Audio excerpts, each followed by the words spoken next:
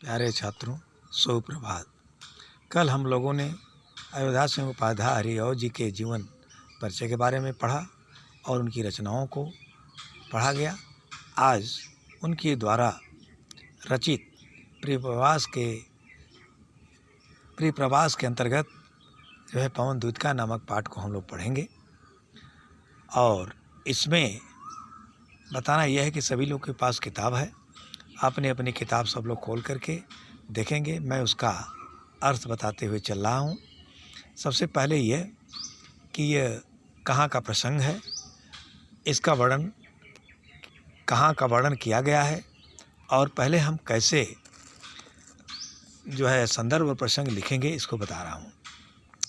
तो पहले संदर्भ। प्रस्तुत पद्य अवतरण हमारी पाठ्यपुस्तक काव्यांजलि के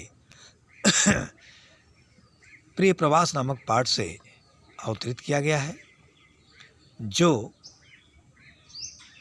हिंदी के प्रथम खड़ी बोली में लिखा गया महाकाव्य प्रियप्रवास से लिया गया है। इसके रचयिता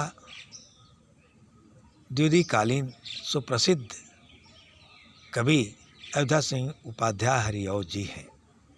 प्रसंग में लिखेंगे कि प्रस्तुत पद्य अवतरण में उस समय का वर्णन है कि जब श्री कृष्ण जी मथुरा चले गए हैं और उनकी प्रेमिका राधा उनके विरह में दुखी हैं और अपने घर में बैठी हुई उनके बारे में सोचकर वह दुखी हैं और उनकी आंखों से लगातार आंसू बह रहा है।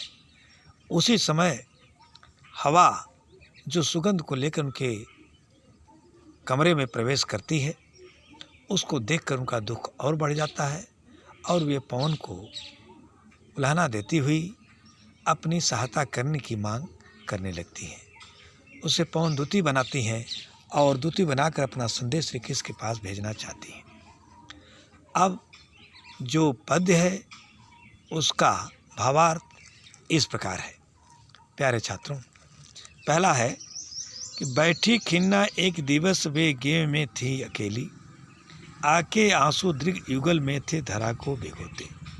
यानी वह एक दिन अपने घर में दुखी श्री कृष्ण के विरह में असह्य पीड़ा का अनुभव करती हुई बैठी हुई थी और उनके दोनों आंखों से आंसू बह रहा था और बहते बहते पृथ्वी को गीला कर रहा था।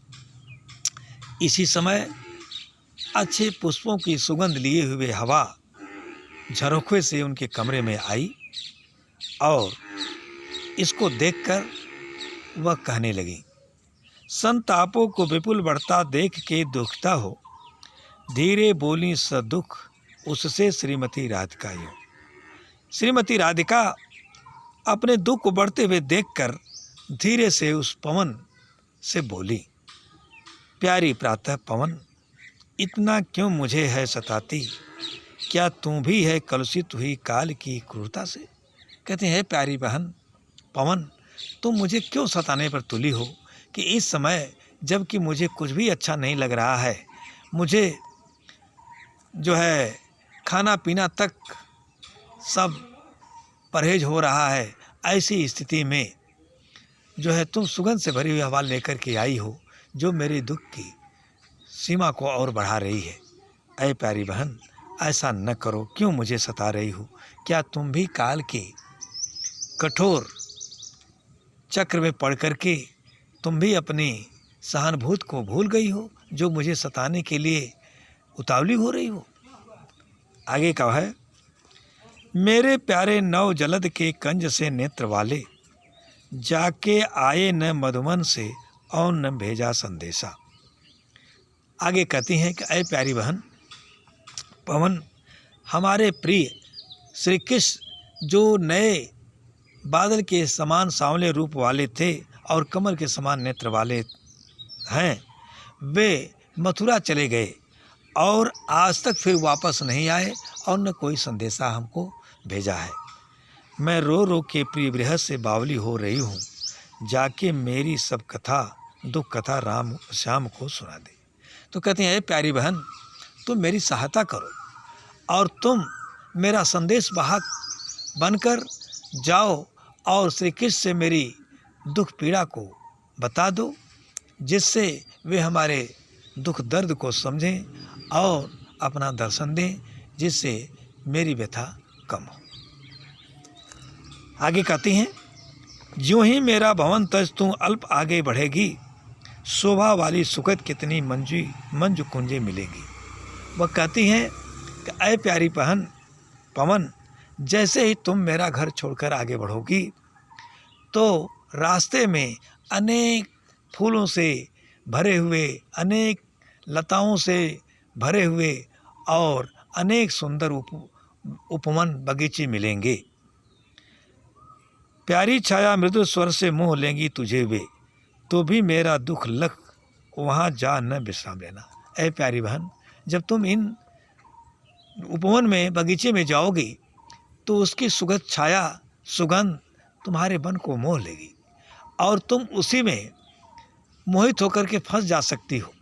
इसलिए मेरे दुख का ध्यान रखकर तुम उसी सुख में विभोर मत हो जाना, बल्कि उसका आनंद लेना, लेकिन मेरा ध्यान रख करके जो है वहाँ से आगे बढ़ना अर्थात गंतव्य स्थान पर जाने की कोशिश करना।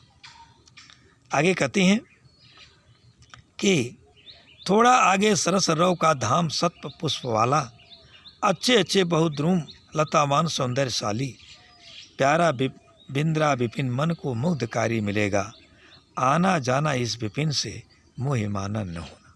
प्यारे छात्रों, आगे अपने दुख को व्यक्त करती हुई तथा उस पवन दूतिका को सतर्क करती हुई राधा कहती हैं, ऐ प्यारी बहन पवन, जैसे तुम उन बागीचों से, उपवन से आगे बढ़ोगी तो आगे जाओगी तो वृंदावन पड़ेगा, जिसमें अनेक सुंदर सुंदर वृक्ष, शीतल छाया और सुगंध से भरी हुई लताएं होंगी, वो जो मन को अत्यंत मोहित कर लेंगी।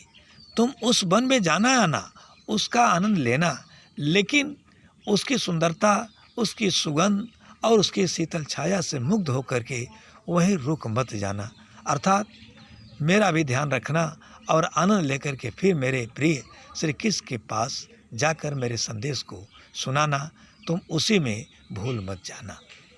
तो प्यारे छात्रों, आज इतने ही पद अवतरणों का अर्थ हम लोगों ने पढ़ा। अब इसमें कुछ कठिन शब्द हैं, जरा उसका माने मैं बता दे रहा हूँ, उसको समझ लो। जैसे दीर्घ युगल माने दोनों आँखें, सुपवन माने हवाओं, ये सुंदर सुगंधित हवाओं से युक्त, और जो है सत्व पुष्प वाला माने जो सुगंध से भरा हुआ फूल हो, और मोहिमाना माने मोहित होना।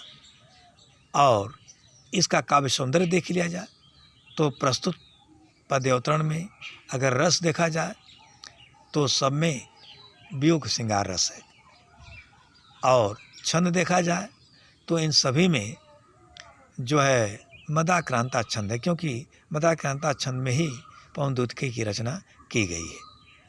प्यारे छात्रों, और भाषा देखी जाए तो इनकी भाषा शुद्ध तत्सम लिए खड़ी बोली है, क्योंकि वह द्विवेदी जी के प्रभाव में आकर के वह खड़ी बोली में ही रचना कर रहे थे।